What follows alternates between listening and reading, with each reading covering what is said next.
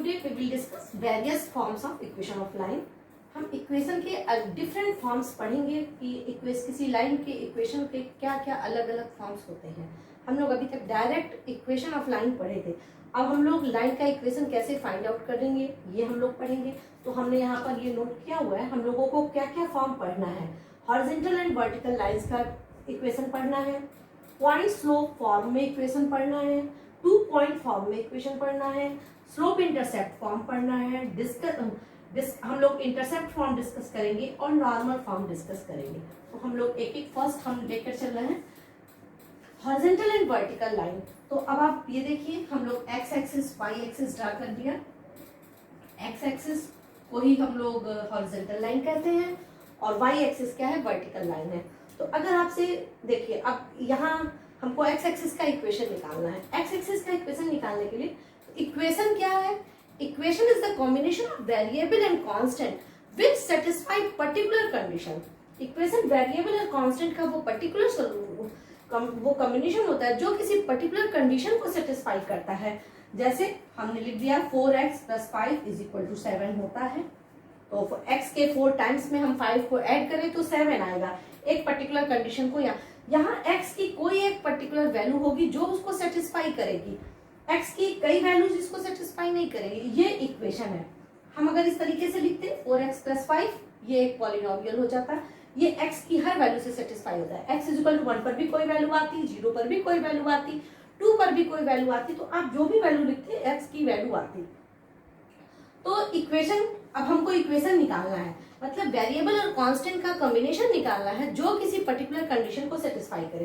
तो मान लीजिए हम एक्स एक्सिस का इक्वेशन निकालना चाह रहे हैं तो एक्स एक्सिस की हम अब जब इक्वेशन लिखना है तो हम एक्स एक्सिस की कोई पर्टिकुलर कंडीशन सोचेंगे, सर्च करेंगे. अब देखिए यहाँ पर हमने एक पॉइंट ले लिया. अगर ये 1 है तो इस पॉइंट का कोऑर्डिनेट है 1, 0. हमने एक पॉइंट यहाँ ले लिया 2, 3, 4. इस पॉइंट का कोऑर्डिनेट हो गया 4, 0. हमने यहाँ एक पॉइंट ले लिया इसका कोऑर्डिनेट है -1, 0. अब देखिए हमने एक्स एक्सिस पर 2-3 पॉइंट्स लिए. सब में अब हमको क्या कंडीशन मिल रही है, हमको कंडीशन ये मिल रही है कि यहाँ पर भी y की वैल्यू 0 है, यहाँ पर भी जितने भी हम एक्स एक्सिस पर पॉइंट ले रहे हैं सब पर y की वैल्यू 0 है. तो एक पर्टिकुलर कंडीशन हमको ये मिल गई कि एक्स एक्सिस पर हम कहीं भी कोई पॉइंट लेंगे y की वैल्यू 0 होगी. This is the equation of x axis. तो अब हम यहाँ लिख सकते हैं therefore equation of x axis is y = 0. ये y = 0 हो गया. अब देखिए हम एक x एक्सिस के पैरेलल लाइन ले लें. 2 यूनिट डिस्टेंस पर हमने एक पॉइंट ले लिया. अब हमको इस लाइन का इक्वेशन लिखना है तो इस लाइन का भी इक्वेशन हम कैसे सर्च करेंगे. हम वही इस पर 2-4 पॉइंट्स, यहाँ पर हमने एक पॉइंट लिया. इस पॉइंट का कोऑर्डिनेट हो गया 1, 2. एक पॉइंट हमने यहाँ ले लिया इसका कोऑर्डिनेट हो गया 2, 2. एक पॉइंट हमने यहाँ ले लिया इसका कोऑर्डिनेट हो गया 4, 2.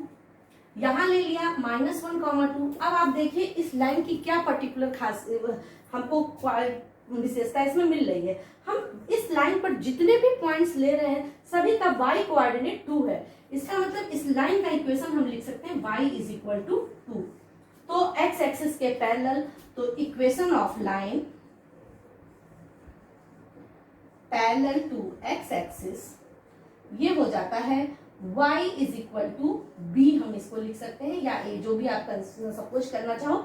अब ये अगर ऊपर के साइड में है तो +2 आएगा, नीचे है तो -2 आएगा. तो ये लाइन का इक्वेशन होता है. तो इक्वेशन निकालने का यही तरीका है कि हम उस पर्टिकुलर कंडीशन को सर्च करते हैं और वही लिख देते हैं, वो इक्वेशन होता है.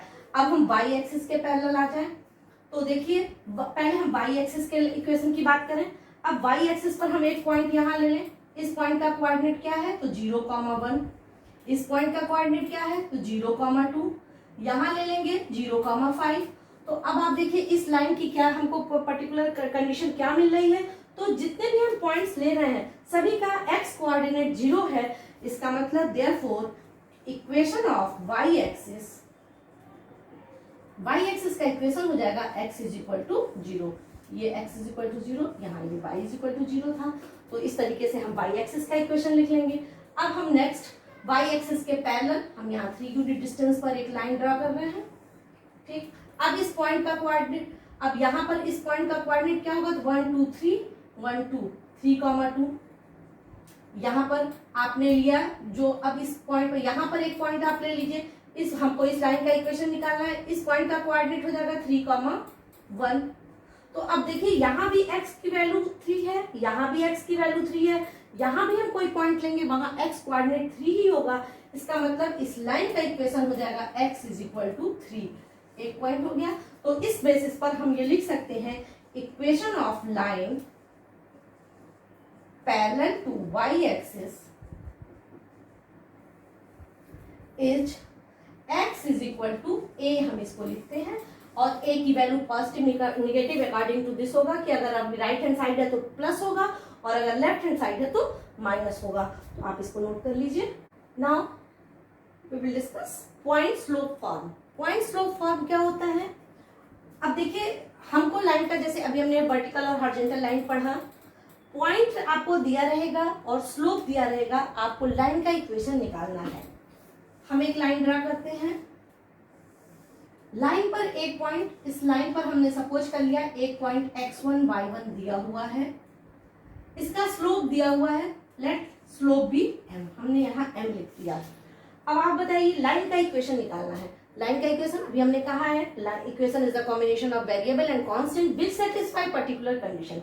तो वेरिएबल और कांस्टेंट चाहिए, तो यहाँ गिवन हमको दिया हुआ है अननोन क्वांटिटी, हमारे लिए नोन क्वांटिटी है, हमको वेरिएबल चाहिए। तो हम इसी लाइन पर एक पॉइंट एक्स वाई सपोज कर लिया हमने, इसको P लिख लिया, इसको Q लिख लिया, एक पॉइंट P x y हमने सपोज कर लिया।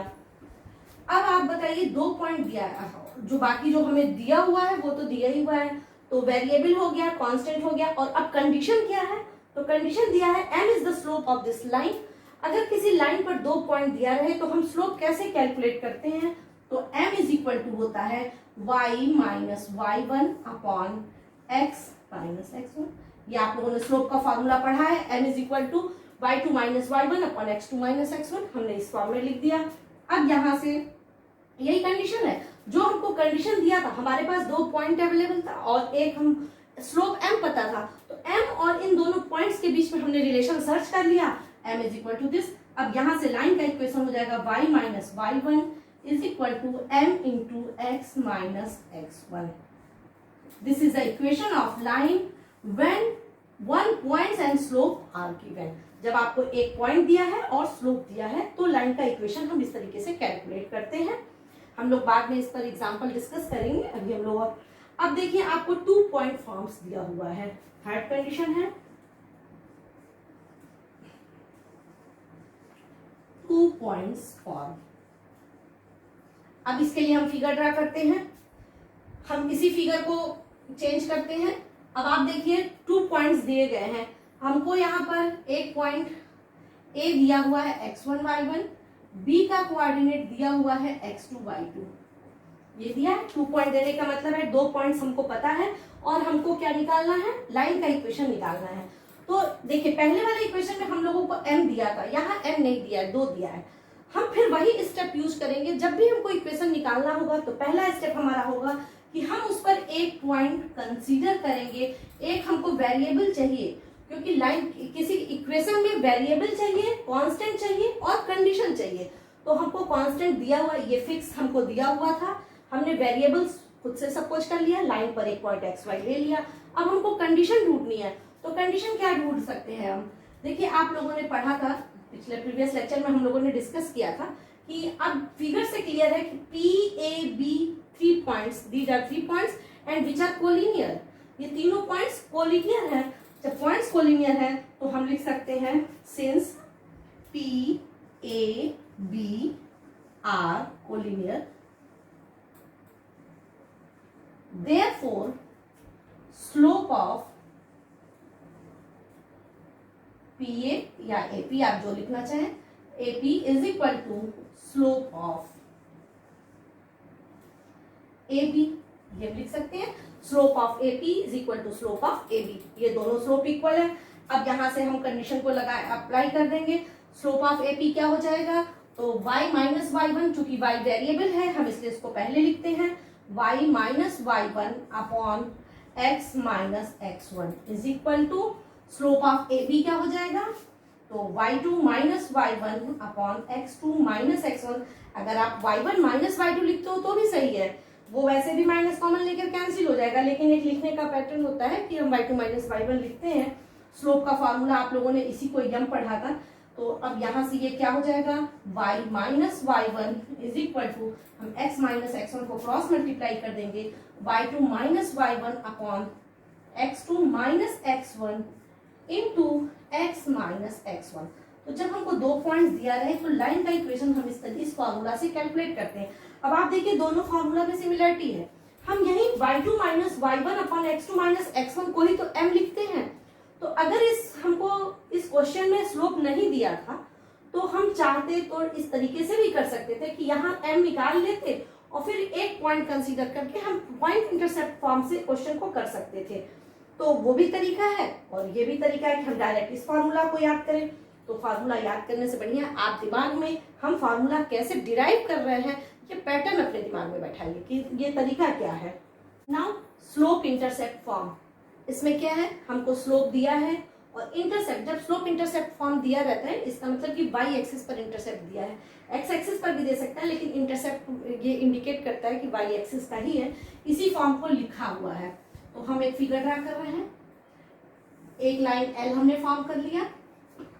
Slope intercept form means line का स्लोप m दिया हुआ है, इंटरसेप्ट दिया है, ये y एक्सिस पर c इंटरसेप्ट कट कर रहा है, ये c इंटरसेप्ट है। ठीक, हमको ये दो चीजें दी गई हैं, y एक्सिस पर कोई भी लाइन y एक्सिस पर जो पार्ट कट कर रहा है वो डिस्टेंस हमको दिया गया है, वो इंटरसेप्ट दिया गया है और इस लाइन का स्लोप दिया है। आपसे कह रहा है find the equation of line. Line का इक्वेशन दो चीजें जो मैंने अभी बोला है उसी चीज को हम बार बार रिपीट करेंगे। हमको क्या चाहिए, हमको लाइन पर एक वेरिएबल चाहिए कांस्टेंट। तो वेरिएबल पहले हम एक्स वाई सपोज कर ले, हमने वेरिएबल एक्स वाई सपोज कर लिया। कांस्टेंट चाहिए और कंडीशन चाहिए। तो कांस्टेंट हमको कहाँ से मिलेगा, देखिए ये डिस्टेंस सी दिया है, इसका मतलब इस पॉइंट का कोऑर्डिनेट हमको दिया है 0,c। तो जो अभी तक हम लोग x1 y1 लिख रहे थे वो हमको 0,c के फॉर्म में दिया है। तो अब आप देखिए दो पॉइंट हमको पता चल गया इस लाइन पर और स्लोप पता चल गया। इस पॉइंट को हम कैपिटल सी से रिप्रेजेंट कर ले रहे हैं, तो कैपिटल सी से या ए से चलिए रिप्रेजेंट करें, कंफ्यूजन हुआ। अब आपको हमको दो पॉइंट दिया है और स्लोप दिया हुआ है, तो हम कंडीशन क्या कर सकते हैं, कैलकुलेट कर सकते हैं। m इज इक्वल टू क्या होता है, m is equal to slope of AP हो गया। अब आप स्लोप का फॉर्मूला लगा लीजिए, m इज इक्वल टू क्या हो जाएगा, y2 minus y1 upon x2 minus x1। अब ये हो गया, यहां से क्या हो जाएगा, y minus C is equal to mx हो गया और y is equal to mx plus C. ये स्टैंडर्ड फॉर्म है और इस तरह का एक लाइन का इक्वेशन आप लोग अक्सर सुनते होंगे कि y is equal to mx plus C होता है।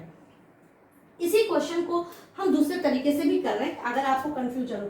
स्लोप इंटरसेप्ट फॉर्म वैसे तो जब भी इंटरसेप्ट किया कहा है उसको हम स्मॉल सी से रिप्रेजेंट करते हैं और y एक्सिस पर लेते हैं, लेकिन मान लीजिए यही स्लोप अगर आप इंटरसेप्ट हमको लाइन का इक्वेशन, चलिए जो लिखा था हम उसी वैसा ही फिगर ड्रा कर रहे हैं।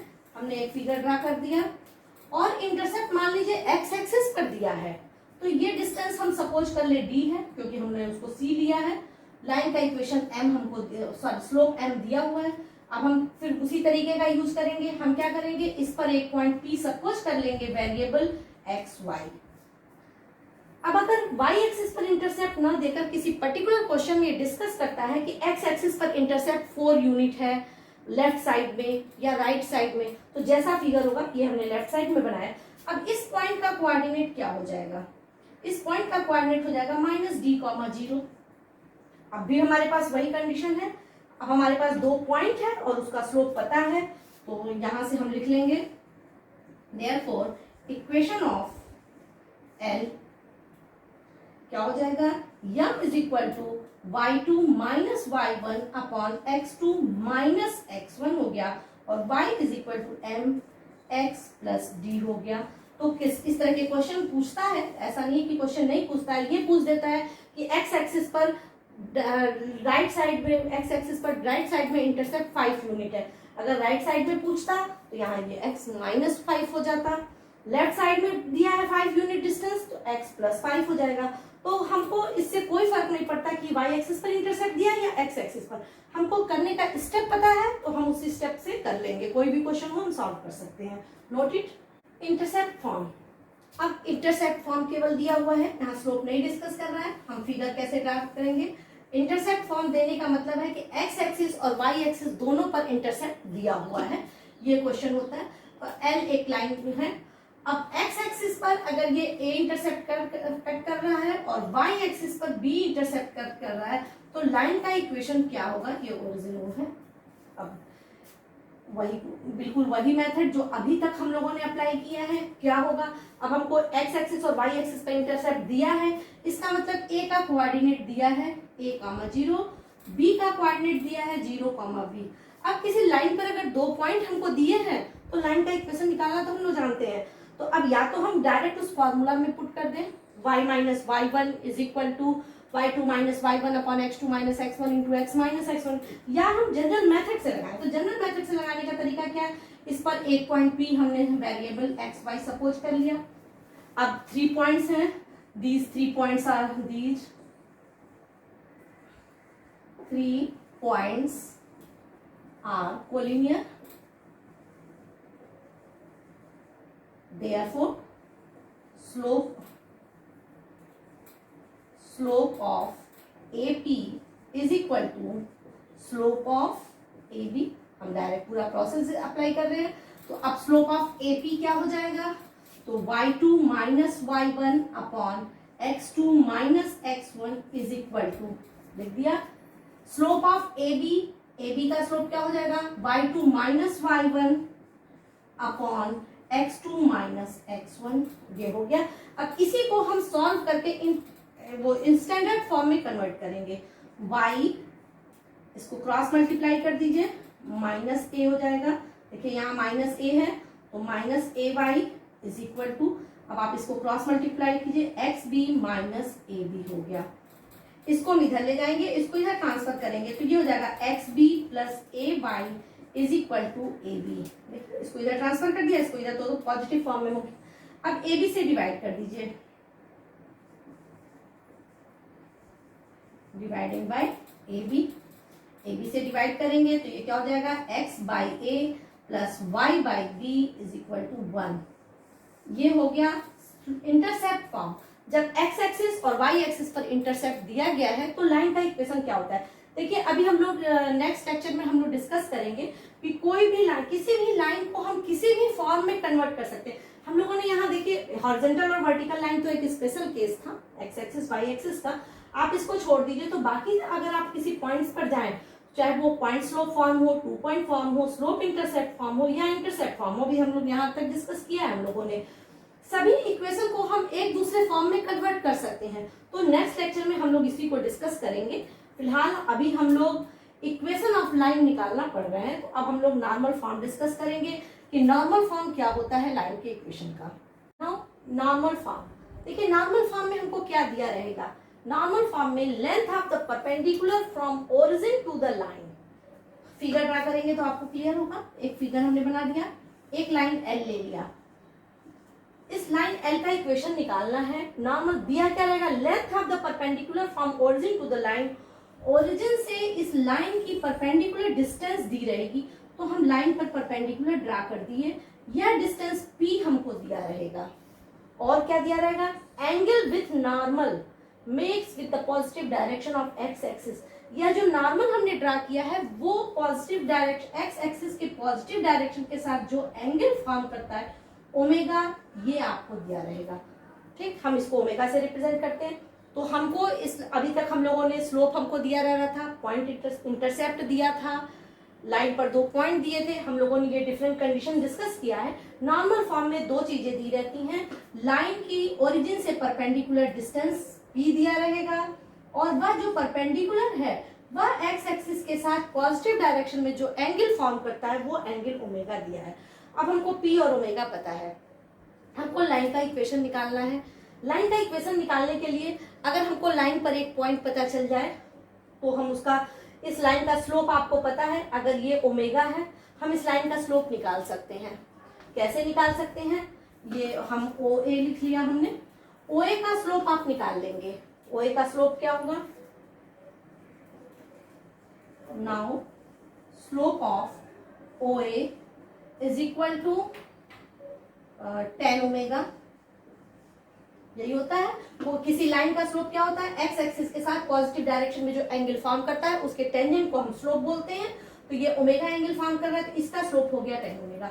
अब L इज perpendicular to OA, L OA के परपेंडिकुलर है। हम लोगों ने परपेंडिकुलरिटी की कंडीशन पढ़ी है, अगर दो लाइन एक दूसरे के परपेंडिकुलर है तो उनके स्लोप का प्रोडक्ट क्या होता है? उनके स्लोप का प्रोडक्ट -1 होता है। Therefore m into tan omega is equal to -1। यहां से m की वैल्यू आ गई -1 upon tan omega, that is minus cos omega upon sine omega. ये हमको लाइन का स्लोप आ गया। अब अगर हमको लाइन पर एक पॉइंट पता चल जाए तो हम स्लोप इस पॉइंट इस फॉर्म से पॉइंट स्लोप फॉर्म से हम लाइन का इक्वेशन कैलकुलेट कर लेंगे। तो अब P का अब हम A का कोऑर्डिनेट कैसे निकालें, हमको ये देखना है। हम यहाँ से इसको स्टार्ट करेंगे। अब देखिए A का निकालने के लिए हम यहाँ से परपेंडिकुलर ड्रा कर रहे हैं। ये ओमेगा है, हमने ये परपेंडिकुलर ड्रा किया। अब आप बताइए ये डिस्टेंस P है तो AB क्या हो जाएगा? OB क्या हो जाएगा? OB इज इक्वल टू हो जाएगा P कॉस ओमेगा। देख लीजिए आप, या ऐसे निकालना चाहिए। Cos omega is equal to क्या होता है? OB upon P। यहाँ से OB की वैल्यू हो जाएगी P कॉस ओमेगा, ठीक। और ऐसे ही AB की वैल्यू हो जाएगी P साइन ओमेगा। तो इसका मतलब A पॉइंट का कोऑर्डिनेट हो गया P cos omega P sine omega. अब हमारे पास एक पॉइंट भी आ गया और स्लोप भी आ गया।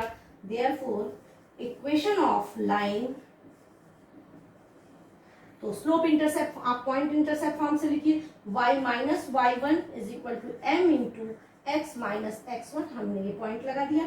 y माइनस y1 का वैल्यू क्या है? p साइन ओमेगा है, इज इक्वल टू m की वैल्यू क्या है? Minus cos omega upon sine omega, और x माइनस x1 की वैल्यू है p कॉस ओमेगा। अब इसी को हम सॉल्व करके स्टैंडर्ड फॉर्म में कन्वर्ट करेंगे।